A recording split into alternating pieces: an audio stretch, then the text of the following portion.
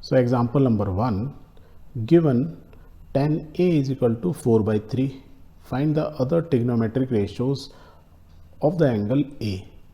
यदि tan A की value आपको दी हुई है तो बोल रहा है sin थीटा और cos थीटा की वैल्यू पता लगा दो।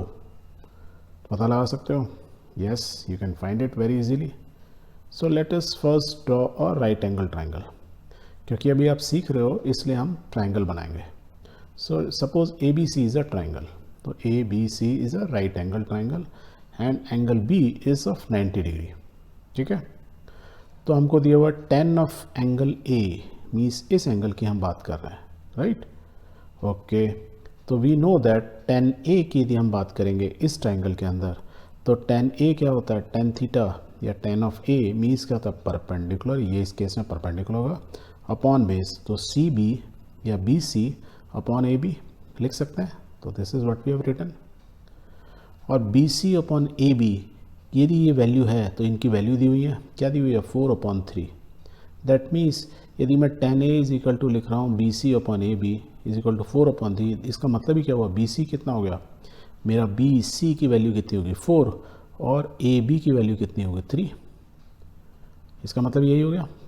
बट हम क्या करते हैं, क्योंकि ये रेशो है, आपको याद है हमेशा रेशो होती है, तो हम बोलते हैं कि वो किसी के पॉजिटिव इंटीजर से मल्टीप्लाई होता है। तो we can say B C की value 4 multiply by k, 4k है। देन ए बी की वैल्यू क्या होगी? 3k, मीन्स ऊपर नीचे हमने k से मल्टीप्लाई कर दिया। ये हमने इसलिए किया कि where k is a positive number, k की वैल्यू 1 भी हो सकती है, 2 भी हो सकती है, 3 भी हो, कोई पॉजिटिव नंबर हो सकता है। दैट मीन्स उसको डिवाइड करूँगा, उसकी रेशियो यही आएगी 4/3, k तो कट जाएगा। बट यदि सपोज k की वैल्यू 2 ही, दैट मीन्स ये 4 की जगह क्या होगा? 8, मतलब फिजिकली ए बी की वैल्यू कितनी होगी? 8, और सॉरी बी सी की वैल्यू होगी 8 और ए बी की वैल्यू क्या होगी? 6।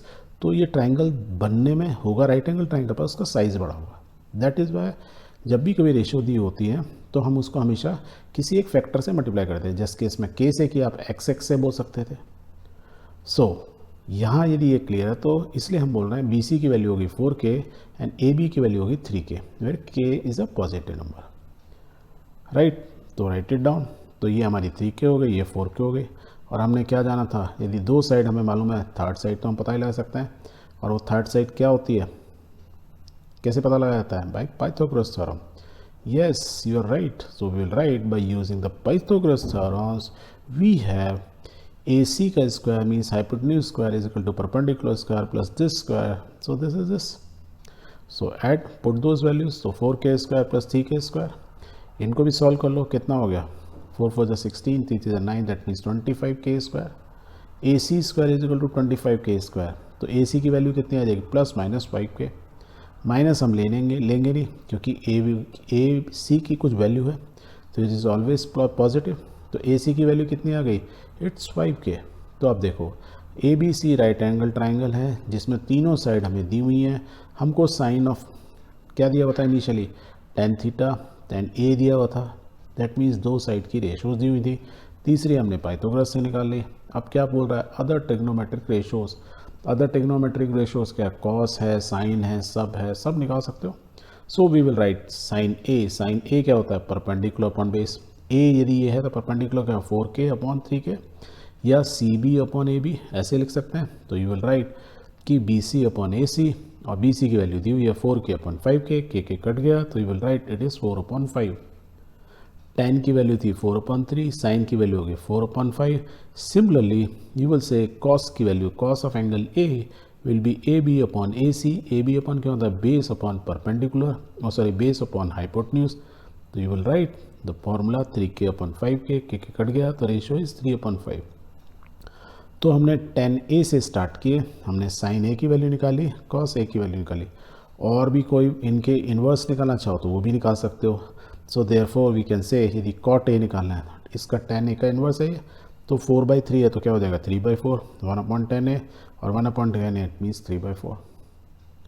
एग्जैक्टली साइन ए और cos ए की इन्वर्स निकालना है, तो क्या होता है? cos ए के इन्वर्स ऑफ साइन 1/sin ए, और यदि 1/sin ए क्या? 4/5, तो cos ए क्या होगा? उल्टा 5/4। सेम वे में cos सेक का ऑपोजिट क्या होता है? 1/sec ए, या sec a is equal to 1 upon cos a। cos a की वैल्यू 3/5 है तो sec a क्या हो जाएगा 5/3। तो जिस तरीके से हमने छयों की छयों टिग्नोमेट्रिक रेशियोज़ को निकाल लिया। क्लियर।